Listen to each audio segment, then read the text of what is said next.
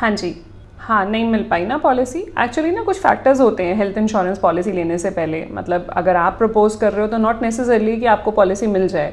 तो insurance company का कुछ तरीका होता है अपना पॉलिसी अंडरराइट करने का और देखने का कि आप एलिजिबल हो या नहीं हो। कि आप भी ये चैलेंज फेस करते हैं, कई बार आपने हेल्थ इंश्योरेंस पॉलिसी अप्लाई करी और इंश्योरेंस कंपनी ने एक्सेप्ट नहीं करी।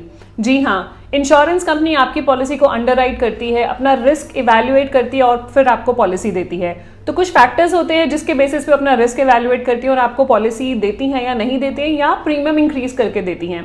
वो फैक्टर्स आज हम देखेंगे कौन कौन से हैं। सो वीडियो स्टार्ट करने से पहले अपने आप को इंट्रोड्यूस करना चाहूंगी। मेरा नाम है गुरलीन कौटिकू। मैं हूँ सर्टिफाइड फाइनेंशियल प्लानर।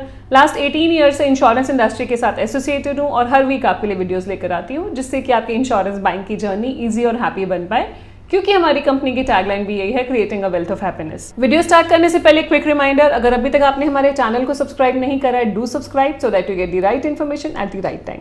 आज हम बात करेंगे ऐसे कौन से 5 फैक्टर्स हैं जिससे आपकी हेल्थ इंश्योरेंस पॉलिसी को अंडरराइट किया जाता है, जिससे डिसाइड किया जाता है आपको हेल्थ इंश्योरेंस पॉलिसी मिलेगी या नहीं मिलेगी। सबसे पहला फैक्टर है एज। जब इंश्योरेंस कंपनी आपको जब आप प्रपोजल फॉर्म फिल करते हैं तो इंश्योरेंस कंपनी एनालाइज करती है, वो देखती है आपकी एज क्या है। आपकी एज, अब ये बिल्कुल ऑब्वियस सी बात है कि जैसे जैसे एज बढ़ रही है वैसे वैसे रिस्क बढ़ जाता है क्लेम लेने का। तो आपकी एज बढ़ रही है इसलिए आप देखेंगे कि जब आप हायर एज पे पॉलिसी लेते हैं तो प्रीमियम भी ज़्यादा होता है, क्योंकि इंश्योरेंस कंपनी की जो एक्चुअरियल कैलकुलेशन होती है वो ये कहती है कि हायर एज पे क्लेम के चांसेस ज़्यादा हैं। दैट इज़ वाई प्रीमियम भी हायर एज पे ज़्यादा चार्ज होता है। तो एज आपका एक फैक्टर होता है डिसाइड करने का कि आपको पॉलिसी मिलेगी या नहीं मिलेगी या क्या प्रीमियम चार्ज होगा।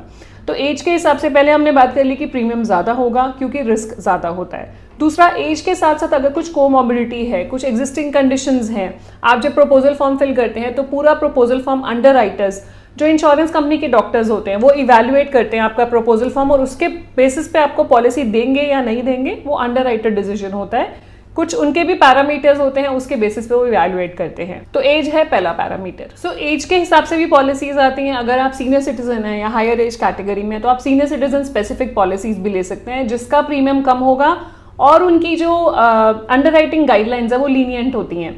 मतलब फॉर एग्जांपल एक पॉलिसी है जो स्टैंडर्ड पॉलिसी है जो सबको मिलती है, वहाँ पे अंडरराइटिंग गाइडलाइंस थोड़ी स्ट्रिक्ट होंगी, हर एक को पॉलिसी नहीं दी जाएगी।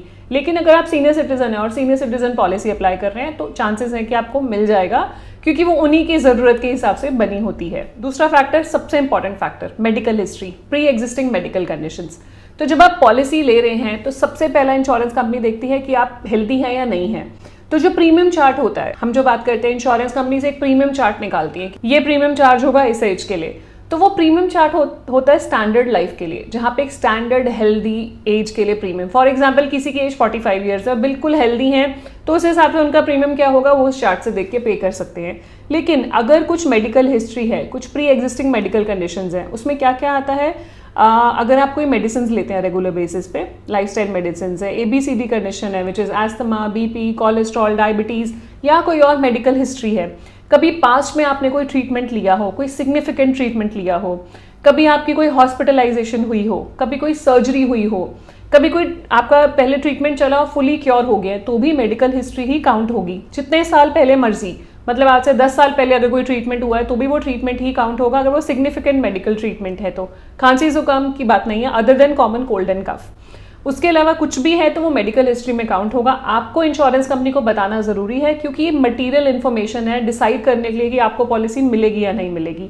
उसके बेसिस पे फिर अंडरराइटर इवैल्यूएट करते हैं कि आपको पॉलिसी मिल सकती है या नहीं मिल सकती है, या आपका रिस्क ज़्यादा है उनको पॉलिसी देने के लिए तो अपफ्रंट रिजेक्ट कर देंगे, मना कर देंगे। कुछ ऐसी क्रॉनिक कंडीशंस हैं जो पहले से आपको थी जिसकी वजह से आपको पॉलिसी नहीं मिल पा रही, या इंश्योरेंस कंपनी को लगता है, बिकॉज इंश्योरेंस कंपनी जो है वो डायग्नोसिस पे नहीं चलती कि क्या आपको डायग्नोज हो चुका है, वो प्रोग्नोसिस अप्रोच पे चलती है कि फ्यूचर में क्या डायग्नोज हो सकता है और कितनी जल्दी आपका क्लेम आ सकता है, उस हिसाब से वो पॉलिसी को अंडरराइट करती हैं। तो वो ये भी लेके चलेंगे कि अगर आपके ये पैरामीटर्स है, ये आपकी ब्लड टेस्ट रिपोर्ट्स के ये पैरामीटर्स है, तो फ्यूचर में ये हो सकता है तो शायद हम आपको पॉलिसी ना दे पाएं, या आपको हम इंक्रीज्ड प्रीमियम, रिवाइज्ड प्रीमियम के साथ पॉलिसी दे पाएं, लोडिंग लगा के दे पाएं। सो ये सब डिपेंड करेगा आपकी मेडिकल हिस्ट्री पे। तो मेडिकल हिस्ट्री एक बहुत बड़ा रोल प्ले करती है आपकी पॉलिसी की अंडरराइटिंग का, एक फैक्टर है बहुत बड़ा। नेक्स्ट है लाइफस्टाइल हैबिट्स। आपकी लाइफस्टाइल हैबिट्स क्या हैं? क्या आप स्मोक करते हैं? क्या आप ड्रिंक करते हैं? कितना फ्रिक्वेंटली करते हैं? एंड कोई हजार्डस एक्टिविटीज़ में आप पार्टिसिपेट करते हैं कि नहीं करते हैं, ये डिसाइड करेगा कि इंश्योरेंस कंपनी आपको पॉलिसी देगी या नहीं देगी, या कुछ रिवाइज प्रीमियम के साथ देगी या कुछ एक्सक्लूजन के साथ देगी। अगर आप ओकेजनल ड्रिंकर हैं तो पॉलिसी मिलने में कोई प्रॉब्लम नहीं होती है, सोशल ड्रिंकर है कोई प्रॉब्लम नहीं होती है। अगर कोई डेली ड्रिंक करता है तो शायद इंश्योरेंस कंपनी प्रीमियम लोड कर दे, रिवाइज कर दे, या पॉलिसी ही ना दे। अगर आप रेगुलरली हजार्डस स्पोर्ट्स में पार्टिसिपेट करते हैं तो आपको उनको पता है कि आपका रिस्क ज़्यादा है, तो हो सकता है आपको पॉलिसी ना दें। तो इंडिविजुअली अंडरराइट होती है पॉलिसी, ऐसा नहीं है, कोई सेट रूल नहीं है कि इसको मिलेगी और इसको नहीं मिलेगी। आपके इंडिविजुअली सारे पैरामीटर्स देखे जाते हैं, जैसे हमने बोला age, medical history, lifestyle habits, और आगे जो हम 2 पैरामीटर की बात करेंगे वो भी। तो इन 5 पैरामीटर्स को कंबाइंड देख के ही आपकी पॉलिसी एक्सेप्ट या डिक्लाइन होती है या प्रीमियम रिवाइज कर दिया जाता है। 4th, आपकी फैमिली हिस्ट्री। आपकी फैमिली में ऐसा तो नहीं कि आपके इमीडिएट फैमिली मेंबर्स जैसे कि फादर मदर, उनको कोई क्रॉनिक कंडीशन रही हो, जैसे कि हार्ट कंडीशन रही हो, कैंसर रहा हो, कुछ भी critical illness eight young age. तो उससे क्या होता है कि जो आप पॉलिसी ले रहे हैं आपके चांसेस ज़्यादा हैं टू कॉन्ट्रैक्ट दोज इलनेसेस। तो इसलिए भी इंश्योरेंस कंपनी थोड़ा सा रिस्क अवर्स हो जाती है एंड अकॉर्डिंगली डिसाइड करती है कि पॉलिसी मिलेगी कि नहीं मिलेगी, आप एलिजिबल हैं या नहीं है। लास्ट, आपका ऑक्यूपेशन। आपका ऑक्यूपेशन बहुत इंपॉर्टेंट है डिसाइड करने के लिए कि आपको पॉलिसी मिलेगी नहीं या नहीं मिलेगी। अगर आप हजार्डस ऑक्यूपेशन है तो अलग अलग रिस्क कैटेगरीज होती हैं, रिस्क 1, 2, 3, 4। अगर आप रिस्क 4 कैटेगरी के काम करते हैं, फॉर एग्जाम्पल मर्चेंट नेवी, तो वहाँ पे रिस्क ज़्यादा है। अगर आप माइनिंग फैक्ट्री में काम करते हैं तो वहाँ पे रिस्क ज़्यादा है। तो जैसे जैसे जो आपका ऑक्यूपेशन होगा उस हिसाब से आपकी पॉलिसी अंडरराइट की जाएगी। अगर आप हाई रिस्क कैटेगरी के ऑक्यूपेशन में काम करते हैं तो आपका रिस्क ज़्यादा है और प्रीमियम भी ज़्यादा आपको चार्ज होगा और हो सकता है पॉलिसी ना भी मिले। तो आपका ऑक्यूपेशन भी डिसाइड करता है कि आपको हेल्थ इंश्योरेंस या लाइफ इंश्योरेंस या पर्सनल एक्सीडेंटल इंश्योरेंस मिलेगी या नहीं मिलेगी। तो टोटलिटी में बात करें तो ये 5 फैक्टर्स डिसाइड करेंगे कि आपकी पॉलिसी अंडरराइट कैसे होगी। नेक्स्ट टाइम अगर आप पॉलिसी लेने जा रहे हैं, अगर पॉलिसी एक्सेप्ट नहीं होती है तो समझ लीजिएगा इन 5 फैक्टर्स में से कुछ ना कुछ सिंक में नहीं है, कुछ ना कुछ उनकी अंडरराइटिंग गाइडलाइंस के हिसाब से नहीं है इंश्योरेंस कंपनी की, तभी आपको पॉलिसी नहीं मिली है। क्योंकि कई बार ऐसा होता है, हमें लगता है हमने पॉलिसी अप्लाई कर दी तो हमें पॉलिसी मिल गई, ऐसा नहीं होता। इंश्योरेंस कंपनी पूरा इवैल्यूएट करती है और फिर पॉलिसी देती है। तो अंडरराइटिंग गाइडलाइंस के हिसाब से होनी चाहिए, तभी आपको पॉलिसी मिल पाएगी।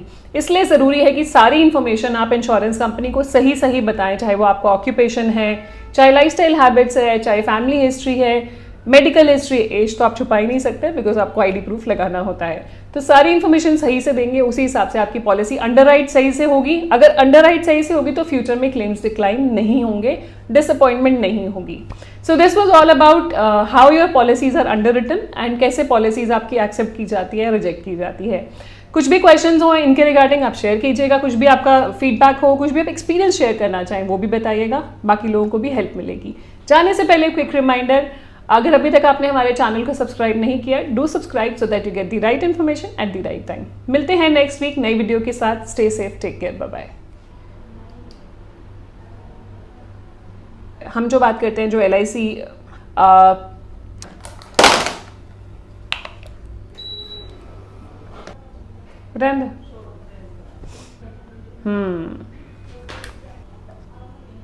होती है